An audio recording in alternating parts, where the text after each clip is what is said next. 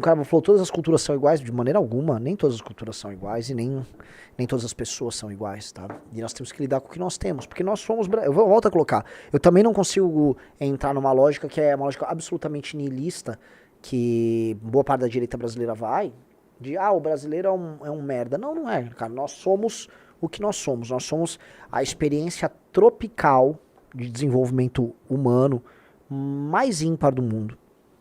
Nós tivemos um desenvolvimento muito diferente, tá? Volto a colocar, o nosso colonizador, nossa matriz colonizadora, que é portuguesa, ela veio estabelecer civilização num local muito diferente do seu local de origem. Não é igual a questão dos ingleses, lá dos puritanos que foram para os Estados Unidos. Basicamente assim, a fauna era praticamente, para não falar que é igual, era praticamente igual, o clima era igual, as estações eram iguais, era tudo muito parecido, eles estavam ali na mesma latitude ali, ó. Entendeu? Então você saía da Inglaterra, ia para os Estados Unidos, Canadá, é mais ou menos igual. Aqui é o bicho pega, que o bicho pega brabo, é bem diferente. Os portugueses têm os seus problemas, também era uma naçãozinha minúscula, né? Nunca tiveram nem 10 milhões de habitantes ali. Trouxeram para cá escravos que foram escravizados por mais de 300 anos tranquilamente, se mesclaram com a população nativa e construíram um tipo de sociedade. Esse tipo de sociedade tem inúmeros defeitos, mas é uma experiência única e é uma experiência que não é competitiva, que produziu já coisas muito interessantes. Sério, é uma experiência que já produziu coisas interessantíssimas e que, se olhasse para si e buscasse encontrar aquilo que há de melhor, e aí avançar, e aí abrir, e a pegar as experiências boas do mundo para pegar, não perder aquilo que é essencialmente dela, aquilo bom essencialmente dela, mas melhorar com base nas experiências internacionais, a gente pode se apresentar para o mundo como algo novo, como algo interessante, como algo humano único. O Brasil tem essa possibilidade. E não é uma possibilidade, vamos dizer, para tantas outras culturas. A gente fala muito do desenvolvimento chinês. Eu vou me comparar com a China. Pô, cara, primeiro que assim, é muito injusto. O povo Han, que é, vamos dizer, a principal etnia lá da China, já tá lá, ó, há muito tempo. Mas muito tempo. Você tem, vamos dizer, China, a Idade do Ferro já tem China. Você tem, aí na Idade do Bronze você já tinha gente habitando ali, estabelecendo civilização. Você tinha carruagem de guerra lá. É um povo que se comunicava ali no final da Rota da Seda, depois, conforme o tempo foi passando. Mas você tinha comunicação lá do topo do extremo, não, do final do Extremo Oriente até o Mediterrâneo. Caravanas de comércio, nômades. Então, não dá para se comparar com os chineses. Não é uma comparação justa. E eles são uma matriz genética não única, claro, mas uma matriz cultural, étnica, estável por séculos a fio, diferente da nossa, e que tem a jornada deles, é uma jornada, vamos combinar, bem mais antiga. A nossa jornada ela é recente, não dá pra dizer que a gente tem uma matriz, não existe um brasileiro, existem muitos brasileiros, e existe uma construção que nós temos que fazer, que é uma construção que para muitos soa quase impossível, e se eu fosse trabalhar com uma mentalidade, talvez anglo-saxônica, ser uma forma de ser impossível, e aqui não, por várias razões, ela se tornou possível, tá? Mas se esgarçou de uma maneira que para muita gente agora, de certa maneira, sim, se torna impossível.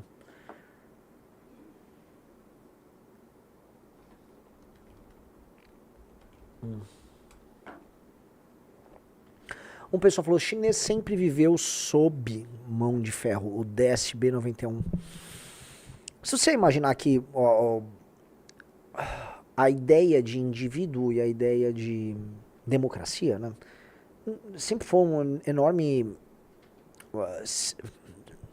não digo que foi disputada, mas nunca foi entendido da mesma maneira entre Ocidente e Oriente. Dá para entender que nós vamos considerar os arranjos orientais sempre mais tirânicos ou mais centralizadores. O homem do Ocidente, o homem das culturas ali da Grécia para cima, né, ele desenvolveu arranjos sociais e visões de mundo muito, muito específicas, né? Muito específicas. A gente pode colocar o seguinte, dentre toda a experiência humana, aquilo que a gente chama de Ocidente é uma gigantesca anomalia. Desde os gregos já eram muito estranhos. Muito. O entendimento que os gregos tinham do outro é estranho. A forma como os gregos viam os persas e como pintavam também como estereótipo era estranho, mas como a gente deve tudo, assim, deve muito aos gregos, né? E talvez o que a gente chama de civilização ocidental seja, no fundo, uma civilização grega pra caramba, com uma grega e católica aí, né? Eu não gosto desse papo, nós somos judaico-cristãos. Porque o coração da coisa tá lá com os gregos, cara. Até a ideia de contar a história, né? Só, desculpa eu fazer uma digressão sobre isso, mas a ideia de ter historiadores é uma ideia muito grega. Eu tô lendo sobre os persas, né? E, enfim, vou até fazer um vídeo pra Valete sobre os persas e o legado deles. E uma coisa muito louca é que, assim, os persas não contavam a própria história, porque a função do historiador não era uma função que existia ali entre eles. E eu acho que não havia a invenção do historiador, vem que é o Heródoto e tal, é uma invenção grega. Um homem que vai ficar narrando a história, vamos dizer, fática ali de determinadas culturas e tal, e estabelecer isso quase, né, bem distante, mas quase como uma ciência. Isso é muito grego. Isso é muito grego. E você acaba conhecendo, por exemplo, a história desses povos próximos ali através dos gregos, e obviamente com os preconceitos todos que os gregos vão embutido. Eu tô lendo a Ciropédia do Xenofonte, e ele botava até que os caras... não, porque o Ciro, não sei o que, Zeus, não é... Mas enfim...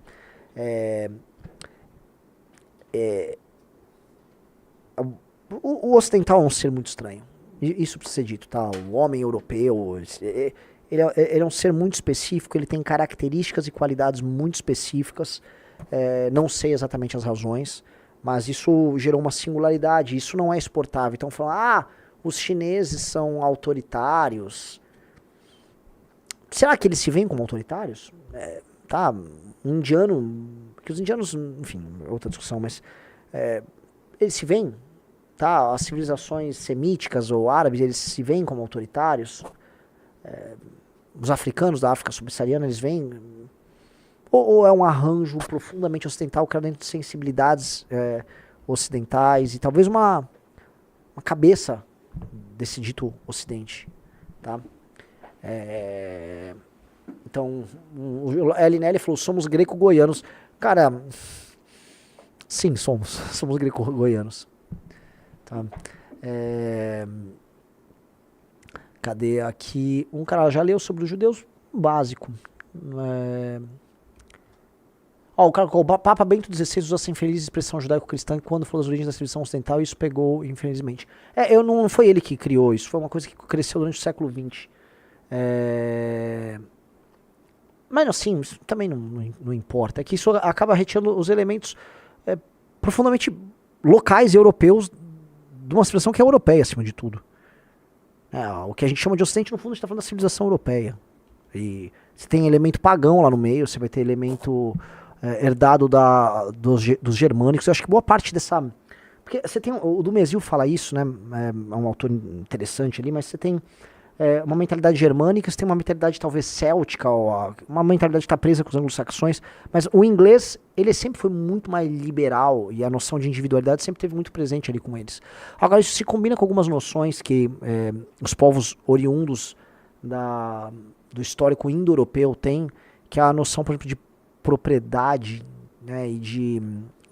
não sei se é clientelismo a palavra certa, mas a ideia de você, nômade, ir pro local onde o nômade tem o pastoreio dele, e você usufruir da propriedade do outro, ser recebido pelo outro e tal. Essas noções eu acho que se incutiram nessas culturas aí, mas isso é uma discussão para outras horas, e eu não tenho nada absoluto para falar sobre isso. Mas são características de determinadas culturas, determinados povos, tá? E a gente não pode querer ficar imaginando que a gente vai exportar tudo que é ocidente pro resto do mundo. Por isso, quando eu vejo a gente falando de os direitos humanos como algo absolutamente universal,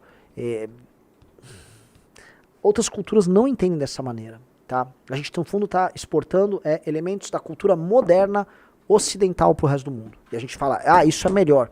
Só que, objetivamente, eu não sei se as outras culturas acham isso, de fato, melhor. Elas podem achar outra coisa, porque elas têm sistemas de valores diferentes dos nossos. E sistemas de valores, assim, milenares. E essas sociedades funcionaram por muito tempo. Por muito tempo. Tá? E elas foram mais eficazes e mais complexas do que o que a gente chama de Ocidente por muito tempo. Gente, a China deixou de ser a maior economia do mundo, acho que foi no século XIX, e vai voltar a ser em algum momento a maior economia do mundo. E aí? E se a modernidade do tal Ocidente foi só um hiato, um soluço diante de milênios de uma cultura que foi mais complexa e tinha um arranjo diferente do nosso? E aí? Tá?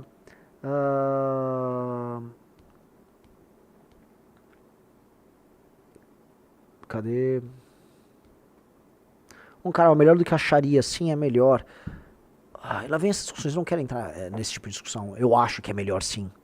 Eu acho que é melhor. Eu acho que é objetivamente melhor, mas eu nem acho que os persas, pra falar um povo, já que tá na moda falar lá do que aconteceu agora, uma mulher que tava pelada, alguns estão falando que ela era louca, eu não vou ficar entrando no mérito agora.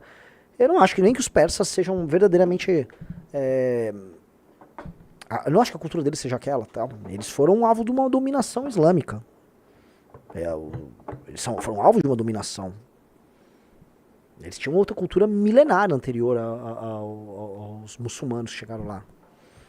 E eu acho que existe uma tensão dentro do coração do Irã, que é uma tensão gigantesca, porque eu acho que eles não são exatamente aquilo desse regime atual. Mas eles também não são nós do Ocidente, tá? E acho que existe uma coisa meio quase esquizofrênica na cabeça de um iraniano, porque ele acha o seu legado zoroastrista sensacional, ele também é muçulmano, alguns defendem a revolução, outros querem se americanizar, eles querem competir com o mundo moderno, eles querem ser modernos, eles querem ser tradicionais, eles querem ser um monte de coisa, e acho que eles estão perdidos numa quase esquizofrenia. E é uma coisa difícil de se resolver, mas enfim. Prefiro falar sobre os persas, tá? Live sobre os persas? Sim, posso falar sobre os persas, eu adoro. Um assunto que eu gosto de falar, foi o primeiro grande império da antiguidade, foi o maior império ali da antiguidade, o primeiro império talvez multiétnico e capaz de absorver e administrar etnias diferentes, e grupos sociais e religiões muito diferentes, e é um arranjo muito sofisticado, muito complexo, que surgiu por conta de uma tribo que em si não era complexa, né? Os persas eram apenas uma das muitas tribos iranianas que habitavam o platô iraniano, nem era a maior, os medos eram mais importantes do que eles, chama medos mesmo, e ainda assim eles conseguiram montar uma potência militar, invadiram e souberam montar uma estrutura política ali.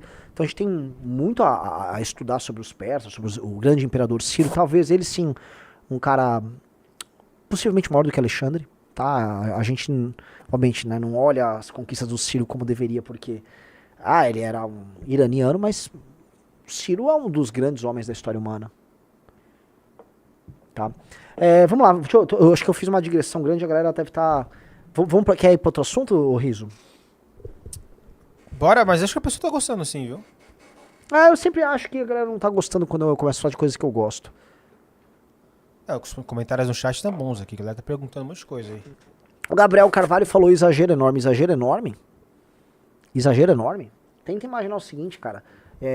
Ali, mais ou menos, o que é ano 500 a.C., por aí, por volta do ano 500, um sujeito sai de uma sociedade tribal, muito pouco complexa, ele derrota os seus vizinhos, os medos, a partir dali ele declara guerra aos assírios, ele toma a Babilônia, e aí ele cria um sistema de administração, e ele tem a sofisticação de abraçar, vamos dizer, a cultura técnica administrativa desses povos que ele vai conquistando, e ele consegue construir um sistema administrativo, se não ele, aí os descendentes dele, através dos sátrapas, né, que eram representantes dele. Havia uma corte interna persa com uma altíssima sofisticação por absorver esses elementos culturais das outras culturas. Os filhos deles, o primeiro filho dele, me corrija aí, o Cambises I, ou Cambises II, ele toma o Egito, imagina, a gente sempre fala, o Egito, toma o Egito, eles chegam a tomar norte da Índia, eles tomam a Bactria, aquela região toda, montam um império enorme, e aquele império fica lá tentando conquistar, sabe quem? Quem foi que deu muito trabalho pra eles? Os gregos, né? Um povinho esquisito. Não que eles achassem que assim, a Grécia fosse uma questão de vida ou morte, como a gente imagina naqueles filmes tipo 300. Mas sim, eles queriam conquistar ali, tomaram um pedaço da Europa também, parte do Mar Negro. Povo, assim, um sistema sensacional de administração, sistema imperial incrível, cara, e que depois, vamos dizer, foi conquistado ali pelo Alexandre, aí a gente já sabe o que aconteceu, tá? Mas temos que aprender, porque houve uma potência. A nêmesis daquilo que a gente chama de Ocidente foram eles. Porque depois quando Roma começa a surgir, ainda havia o Império Seleucida, cai o Império Seleucida e aí surge o Império Parta. Que aí os partas eram uma tribo ainda menos sofisticada do interior ali do Irã. Esses caras assumem o comando e, cara, os romanos nunca tiveram facilidade com os partas. Na verdade, eu acho, me corrija aí se tiver algum historiador, que o saldo foi mais pró-parta do que pró-romano. Tanto que o Crasso, ele vai querer fazer uma grande aventura lá pelo Oriente, vai enfrentar os persas, o Império Parta ali, e ele toma um pau, toma um cacete. Aí depois os partas são trocados pelos sassânidas, aí vem os abastas, aí vem a islamização. Um cara mandou Ciropédia, o Projeto Nacional de Desenvolvimento. Cara, Ciropédia é um livro do Xenofonte sobre o rei Ciro. Obviamente é cheio de imprecisões, mas é uma fonte de muitas outras coisas. E muita coisa bateu também com o registro. Então, óbvio, você tem que olhar também, entendendo que o Xenofonte era um homem do tempo dele. Havia uma tentativa de pintar o persa como o oposto do grego. Então, naturalmente, né, como disse o Big Bruto aqui no chat, disse que tem que ter muita imaginação. Sim, acho que eles usavam a imaginação para completar lacunas, natural. Um cara falou daí o termo erro crasso. Imagino que o termo erro crasso deve vir do Crasso, que realmente cometeu um grande erro. E se eu não me engano, o Crasso ele perdeu uma batalha em que os partas usaram os famosos cavaleiros montados. Né? Os cavaleiros montados que ficavam atirando as flechas de longe são um verdadeiro inferno. E as tribos indo-iranianas eram especialmente letais com esse sistema, tá? O José Andrews falou, os partas venceram mais os romanos, é o que eu imagino, tá? Os partas eram muito difíceis, povo complicado mesmo.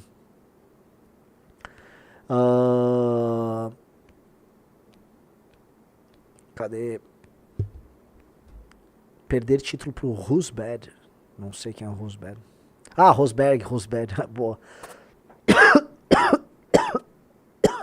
Não, ele nunca ficou atrás do Sainz e do Ricardo, ele ficou atrás, acho que na primeira temporada ali.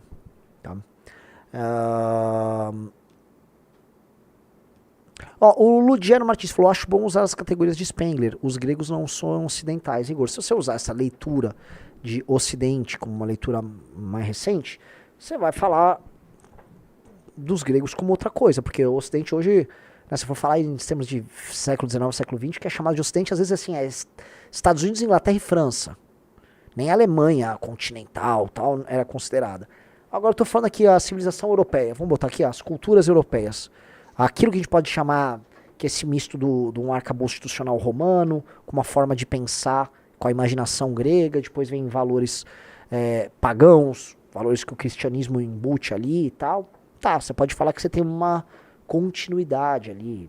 É um povo, gente. Você está falando assim, a própria composição genética desses povos, elas usam 3 bases, que é a base do caçador-coletor do oeste, o fazendeiro da Anatólia e o invasor indo-europeu. Né? Todos os povos da Europa têm, na prática, essas 3 matrizes. São 3. É uma matriz. São 3 povos que compõem, então. O grosso da genética do europeu é essa. Então, tem não só uma continuidade, tem uma herança linguística, não digo homogênea, mas a parte da mesma base e tal. Então não dá pra falar que é muito diferente e tal.